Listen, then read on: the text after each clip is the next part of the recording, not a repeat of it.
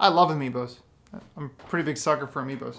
I don't even like what they do for the game. I just like the way they look. The Legend of Zelda on Nintendo, the old Nintendo, it's one of the best games of all time. It changed adventure games forever. It's definitely the core of many of the games you love today. I find it very weird that we speak so scarcely about Zelda 2, The Adventure of Link, the direct follow-up to one of the best games of all time. The direct follow-up to a game that changed the way we view video games. Why is Zelda 2 the one that people will say, oh, I don't know. I didn't play that one. It was a little too much. And why is Zelda 2 just so skippable in so many people's eyes? Why? I need to know. For today, that's what we're going to talk about. We're going to talk about why Zelda 2 has a bad reputation.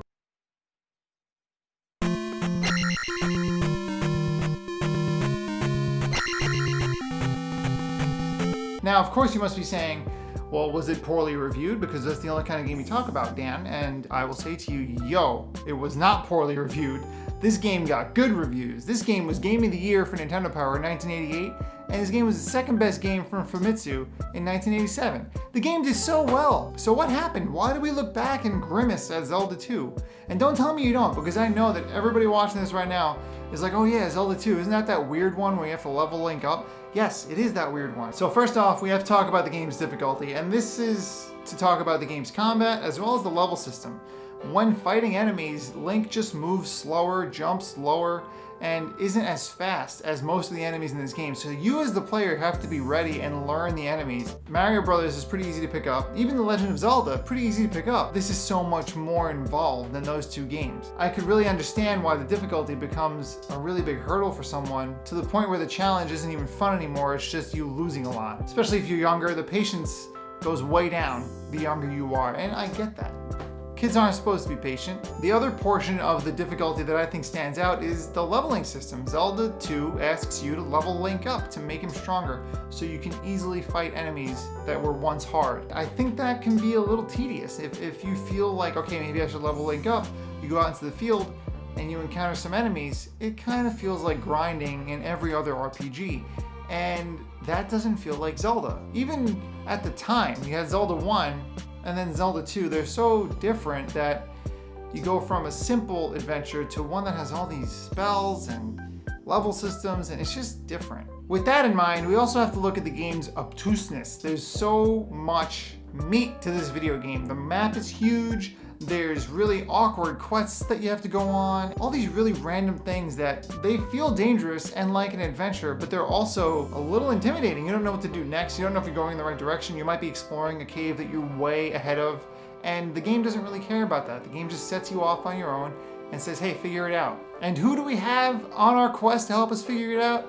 NPCs. Yes, they will help us. They will tell us what to do, where to go, and how to do it. But this game is known for NPCs that have little to nothing helpful to say. Yes, they do tell you where to go. You really gotta understand this game's map to really make sense of what they're saying. And I think at the time that wasn't so much fun because you could only really fit so much coherence into those text bubbles. They did what they could with what they had at the time, but I think they were going for something that they should have waited on. So this brings me to my ultimate point, which I actually had a hard time telling myself this was a good idea to say, but I think it makes a lot of sense. So if you just stick with me, we'll see how this goes. What if we look to a recent game on how we should approach Zelda 2?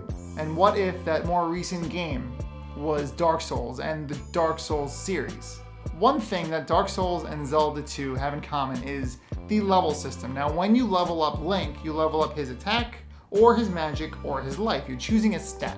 Now in Dark Souls, that's exactly what you do when you level up. You have to choose from many more stats, so many stats that you can actually break your character. That being said, you can't make Zelda 2 unplayable like you can in Dark Souls with a bad level. The 3 stats will help you eventually. They're not going to hurt your experience. But I found this to be very intriguing that a game that was made in the late 80s was doing something that would then again happen in the early 2010s. So I have to be a little curious when this tiny detail pops up and makes me look at Dark Souls and Zelda 2 in the same light. Another way that the level system is like the one in Dark Souls in Zelda 2 is when Link dies enough times, you lose your progress to your next experience level. However, you do keep every level you had before that, just like in Dark Souls. When you die in Dark Souls, you lose all your experience points. And it's a real good incentive on not dying. Zelda 2 is doing the same thing. It makes you know that if you're gonna be reckless, you're gonna pay the price in your hard-earned experience points. Again, Zelda 2 is doing something that would again happen in the Demon Souls and Dark Souls games later in life. Finally, this might be a bit of a stretch, but I also think that the world structure in Zelda 2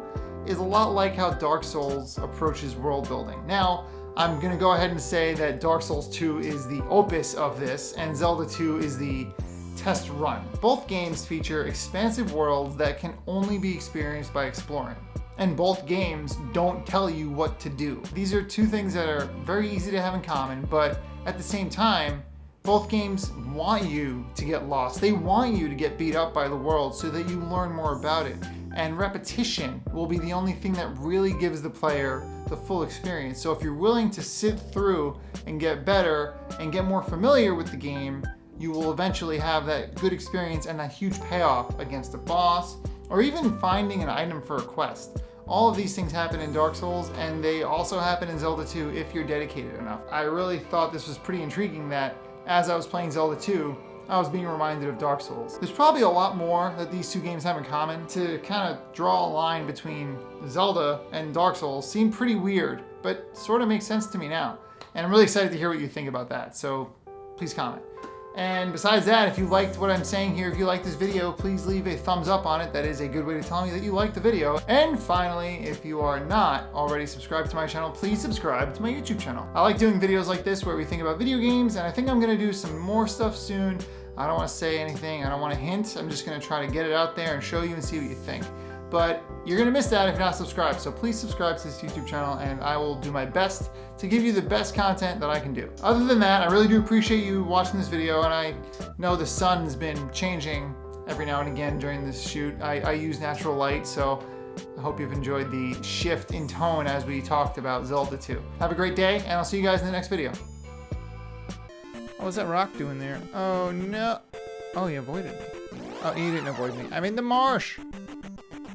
Marsh madness.